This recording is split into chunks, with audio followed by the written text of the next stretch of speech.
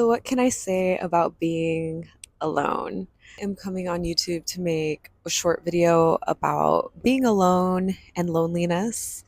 My name is Mikal. I'm 27 years old. I live in New York City and I've been here for 4 years. I moved to New York City alone and I currently moved into my own apartment. So, I know a thing or two about being alone. The sun's coming out.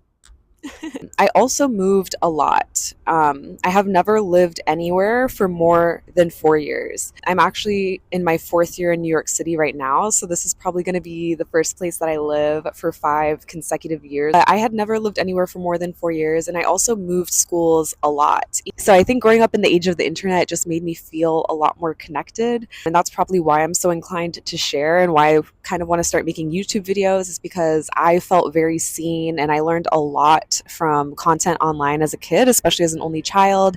I didn't have older siblings to impart wisdom on me. I was really like learning through my own trial and error. This weekend, I am intentionally alone. Let's say right now you feel like you don't have any friends, you're single, you might be in a new city, whatever the case may be. If you're alone and you don't want to be alone, I think first sitting with yourself and asking why you don't want to be alone. Something that I did recently is I wrote down like, who am I? And I wrote down all of the qualities that I think I have just to remind myself who I am. Because if you don't know who you are, the world will definitely tell you who you are. And especially right now, I'm putting myself on the internet. And if I don't know who I am, plenty of people are going to have the initiative to tell me who they think I am. Part of being a strong individual, part of being secure in your time alone is knowing who you are. Really, the only way to get clear on that is by spending time alone. Just think about all the things you want to do in your life and think about, like, okay, how can I make that happen for myself? I've been in situations where I don't want to be alone. Number one, my childhood was like a test and trial and error in that. Like, I'm an only child. So there were plenty of times where my friends were complaining about their siblings. And I was like, I wish I had a sibling to complain about. There's also the experience of when the COVID-19 pandemic happened, or even before that, actually. So I did a fellowship called Princeton in Africa. And I thought I was going to move to Nairobi. I had studied abroad in Nairobi. I had already interned in Nairobi. And then I ended up not getting that fellowship. And that was definitely much, I feel like, a time of testing for me because I was like, okay, I thought I was a shoo-in for this opportunity. I'm not. What do I want to do if I don't get to go abroad? I studied African affairs. I wanted to work in the African nonprofit world. So when I got that rejection, it was hard. But then I had an offer come up in Eswatini, Swaziland, a small country in southern Africa. It's primarily bordered by South Africa to the west and then by Mozambique to the east. Honestly, I'd never heard of Swaziland. I got to be real. Shout out to Uncle Waffles because she's putting Swaziland on the map globally. But I had never heard of Swaziland before. So I look up this country and I thought to myself, when else in my life am I going to have the opportunity to go to Swaziland? And so instead of spending that time post grad in Washington, D.C., where I went to school with people that I knew, I bought a one-way ticket to Eswatini and I started a 1 year fellowship program. I knew it was kind of a crazy decision. I knew it was going to be a life-changing decision, but I don't think people talk about post grad depression and just like what that transition looks like. You know, you've Washington, D.C., the capital of the United States of America, to Baban, Eswatini, also the capital of Eswatini, but it's a rural country, it's a homogenous country. I had to buy a car at 22 years old when I first moved there, and I had to like really adapt to a whole new way of life. So, on top of just like trying to meet new people, get used to a new job, I was also getting used to a new continent, a new country, a new way of living. And so that's something that I chose and I went into that consciously, but it was a difficult period and I felt very, very, very alone. I was really sad and I just knew that I had to keep myself busy. I was like, in those moments alone, I was like, okay, like what can I do to entertain myself? What can I do to better myself? And in February 2020, that is when I started my photography journey. I started taking photos on my iPhone. I was traveling a lot, so I was really excited to start recording my travels. I was also just able to explore my interests without any inhibitions. Just like when you're alone, you're able to explore things in such a free way. It was a really cool time. And then obviously the pandemic happened. I decided to come to New York alone because I knew that I could pursue my professional career and at the same time grow as a photographer.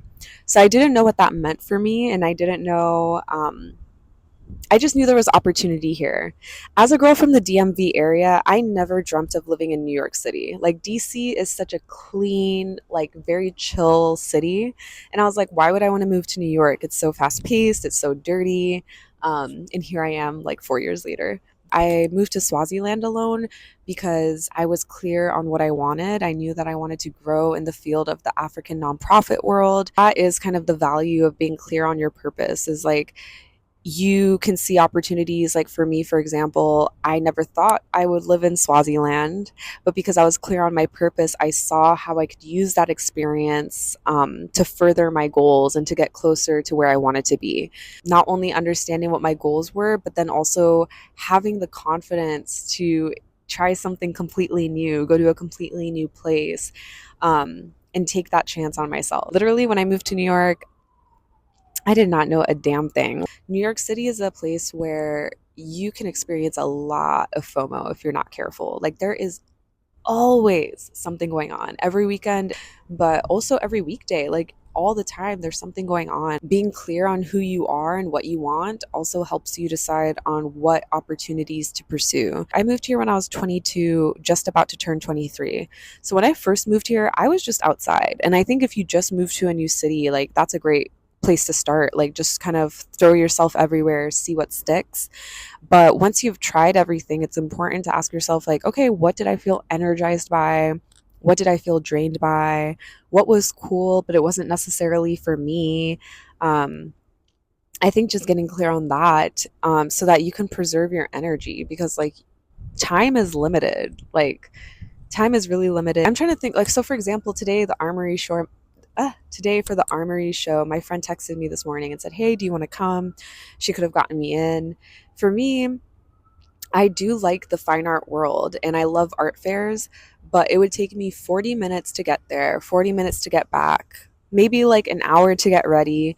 And then I would take like 2 to 3 hours to hang out, like minimum 3 hours I would spend there. And I had dedicated today to chilling, to recording my first YouTube video, to cleaning my apartment because I still have boxes everywhere. Um, and so I think it just depends what you want to prioritize. But for me, and the decision I decided not to go, or rather, the reason I decided not to go, is because I'm tired. I'm tired. Every time I go out in New York, I never regret it. And I think that kind of goes back to the FOMO. And the problem with New York City is that you will never regret going out, because as long as you meet one good person, like, that makes it worth it. And that's the amazing thing about being here. There's so many opportunities, there's so many people to meet. But I'm tired, and I know that I wouldn't have been able to show up as my best self. And as I get older, I only want to show up as my best self. And so obviously that's not always possible. But in the situations where I can control it, like today, it's Saturday, it's not a work day, I'm not being paid to go somewhere. I have the choice to invest time in myself, to invest time in my home. And that's what makes me feel good for today.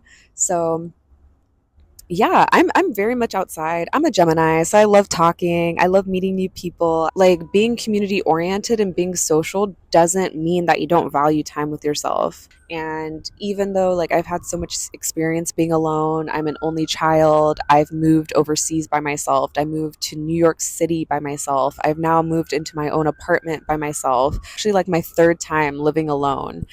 But my first time living alone in about 4 years. This is time I'm not going to get back. Like, right now, growing my social media presence, taking time to think about what I want for my career, what I want for my creative path, taking the time to create these videos.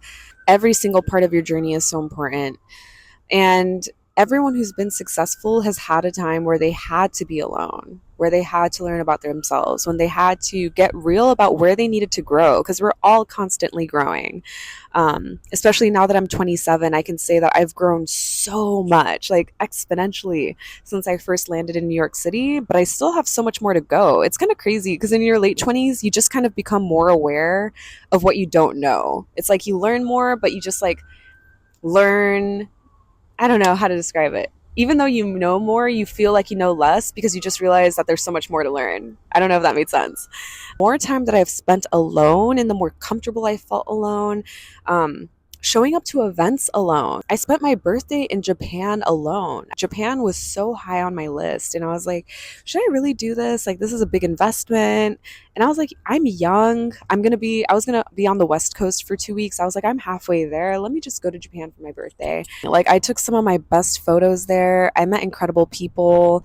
I had my first video get over 1 million views. It's actually at 2.6 million views on TikTok right now, which is insane. Once you invest in yourself, once you invest that time, once you build that relationship with yourself, like, you are not the same person. And when you're not the same person, you're not going to repeat the same patterns. You're not going to do the same things. You're probably not going to hang out with the same people or in the same places. And I think that's kind of what is scary about being alone, because you know that once you change, like, life changes, and change is scary. Change is really scary. Um, but like, I can't imagine what my life would have been like if I hadn't decided to go to Swaziland. And even coming to New York, like, my experience in New York has been informed by my experience in Swaziland. Because, like I said, I never wanted to move to New York City. I only wanted to move to New York because after living in such a rural, small country, I was like, I need to be in a big city. I need to meet people my age. There's not going to be another time in my life that I'm 27 in Harlem, New York City, living alone, chilling. If you're alone, you might as well enjoy that time by yourself. And then once you're comfortable alone, you attract the people you want in your life. Like, I think that's like the biggest, like, that's the funniest part. You have to see your own value before other people see your value, period. I can say that's been true for me, right? Like, this summer, like I said, I took a solo trip to Japan for my birthday. Um, I went to plenty of I went to so many events in the city alone. I actually went to my first model casting by myself. I saw someone in my network post about this model casting here in New York. And I was so nervous, but I was like, I'm gonna do it. I'm gonna be one of the first people there so I can get it out of the way in the morning. Also, like, it was a high profile photographer. It was Renell. So I was like, I'm sure there's gonna be a lot of people there. Um, but yeah, I was standing in line, and then they told us, like, they were passing around cameras and telling us to take, like, I guess a headshot of the girl behind us, and they were just like getting us all to take headshots of each other. And I ended up becoming friends with someone, with a model, in that process. We actually got content for each other. Like, when Renell was shooting us, we were able to get videos and photos for each other. Afterwards, we exchanged info, and that was that. We were like, yeah, we'll definitely link up soon. She's such a cool person, and she's someone that I wouldn't have met if I hadn't gotten over my fear to go to this model casting alone. And why did I want to go to that model casting alone? Because I know that modeling is something that I have a personal interest in. It might be something that people think I'm superficial. Like, I see, even right now, like, the way that I'm doing that, I have so many thoughts, and I guess this fear of being judged for having an interest in modeling. And I was just like, whatever. Like, who knows what's going to happen?